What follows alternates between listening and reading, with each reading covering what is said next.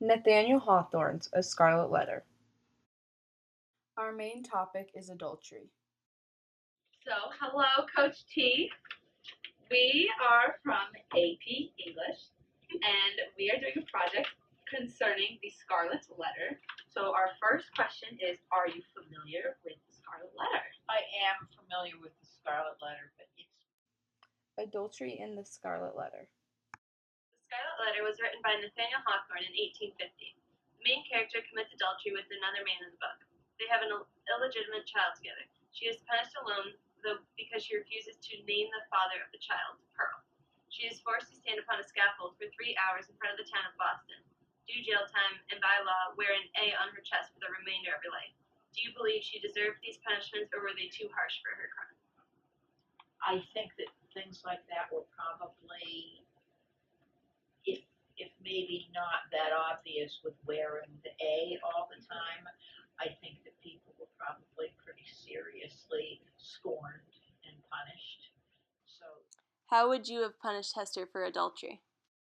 well, don't you think that I might have been more lenient than what the book said? Yes, true, very true. And there probably were a lot of people at that time, or a number of people who were kind of saying ick. Yeah. I'm not so sure about that, but many times people don't speak up, right? True. Very true. Does the fact that Hester's husband never returned change your opinion? What about the fact that her affair was with a Puritan minister? Is adultery ever justified? Does it justify adultery?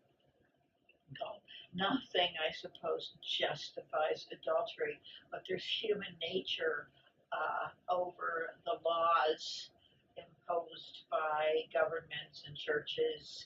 That was probably mostly religious, and human nature certainly figures in and takes over.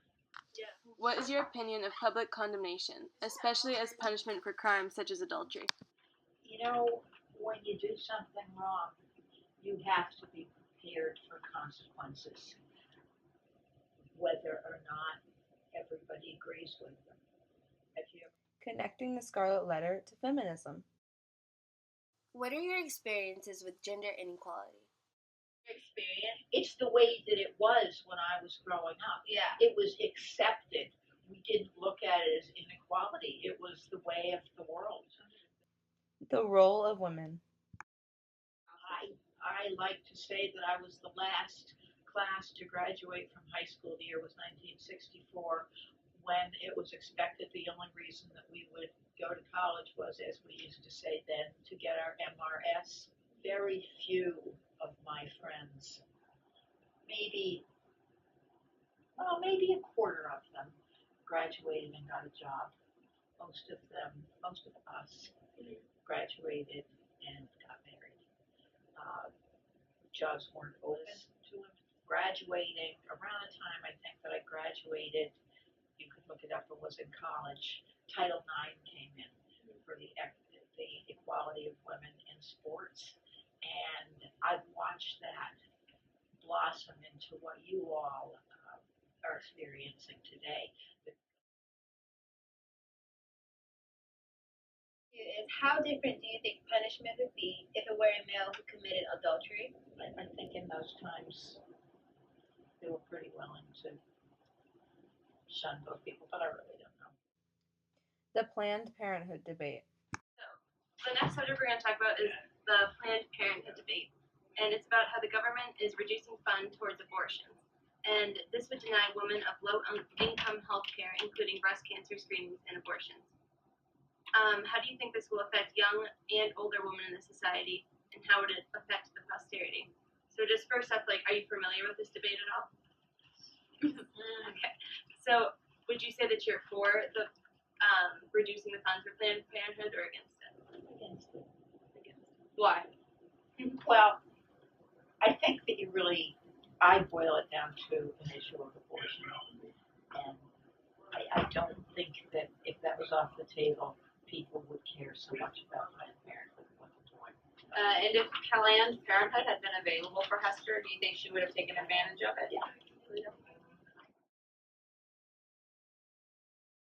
As I said, there are always going to be unintended agencies that people are going to absolutely feel that they must end for a variety of reasons. Okay, so we're gonna refer back to the Scarlet Letter, and what we want you to do is put yourself in Hester's position. So, as you know, she had a child, Pearl, as a result of her crime, adultery. And if you were her, would you have taken this product of that crime as a blessing or a curse? Like, would you see that baby as a blessing or a curse? When you have a baby, you love the baby Yeah. with all of your might, and no matter. So thank you so much for Thank taking you. time out of your day to answer our questions for our English project. It's always my pleasure, girls. I'm It's fun glad. and interesting. Thank you so Thank much. you so much, I don't think I said much from some of those, but that's all okay. good. No, that's You did great. what I could That think was of. excellent. We're gonna get an A because of Yeah, let me know what we Yeah, get. we Okay. will. We will. We definitely will. What we get.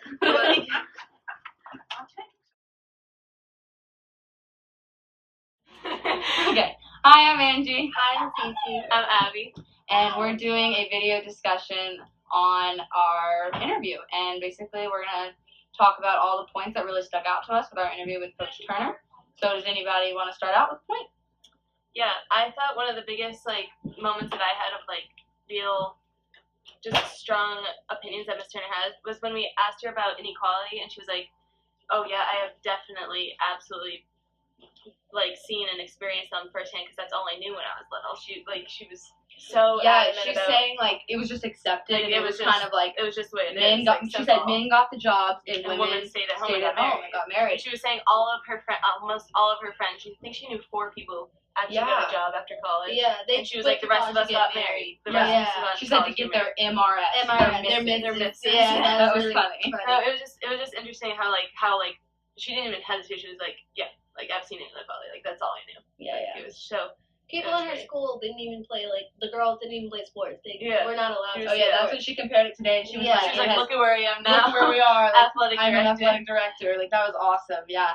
And another thing, when we connected it to adultery, we asked her when people did go against something and get a punishment. We asked her about Hester. We said, Yeah. did Hester deserve these crimes and stuff? And she said that when someone commits something or does something, they have to get a consequence. Yeah. They need to know their the risks of their consequences. She did the comparison of not everyone who goes 90 down the highway gets caught, but the one the chance that you do, you need to know that. Yeah, you know that I screwed this up. is the risk. If you screwed up, you're gonna get this punishment. Even if you compare it to Brewster right Mhm. now, if you smoke weed or drink alcohol and you get caught, there's going to be some type of consequence. Yeah, you can't just think Whether you're you gonna get get out out, safe. Yeah. whether you get kicked out because you're the distributor, or you get put on DB because you were there or did it.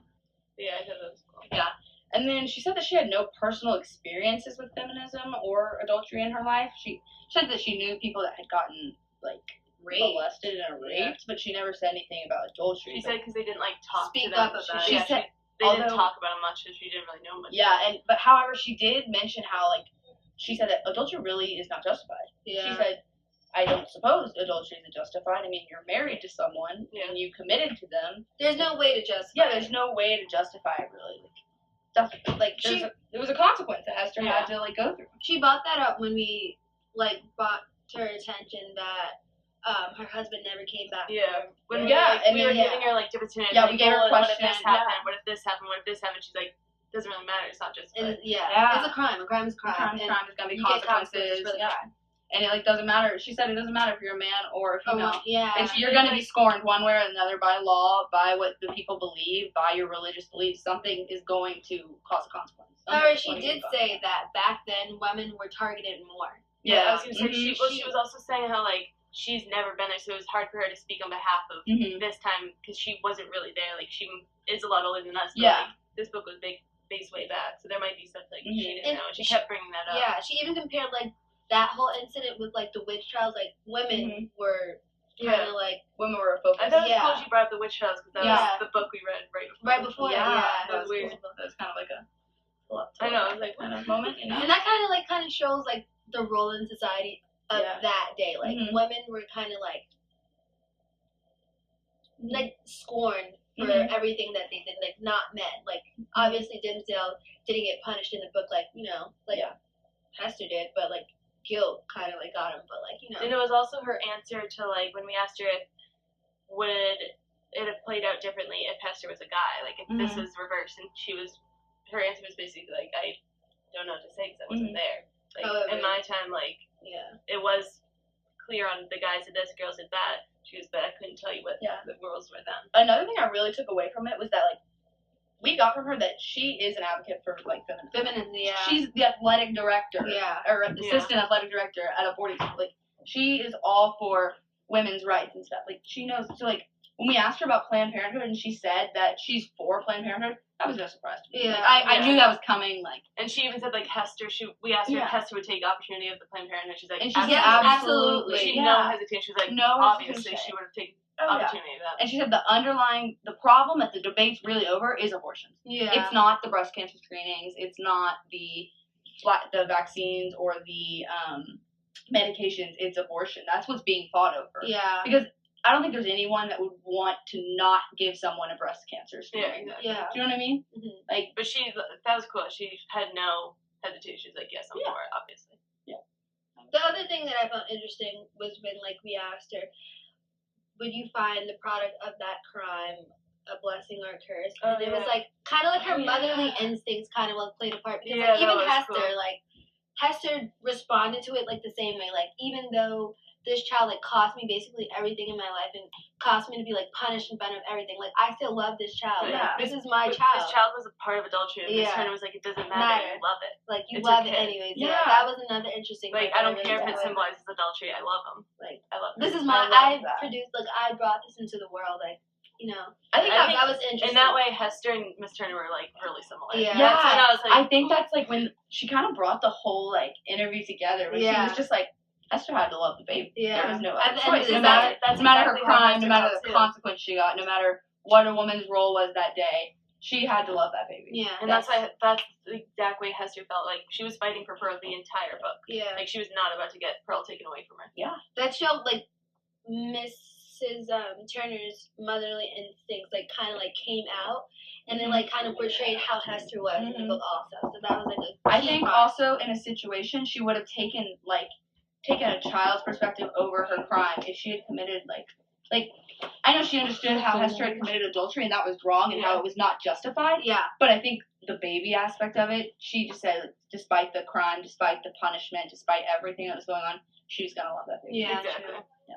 That's when I really made the connection was at the end. Well, thank you for joining. That was our reflection. Yay!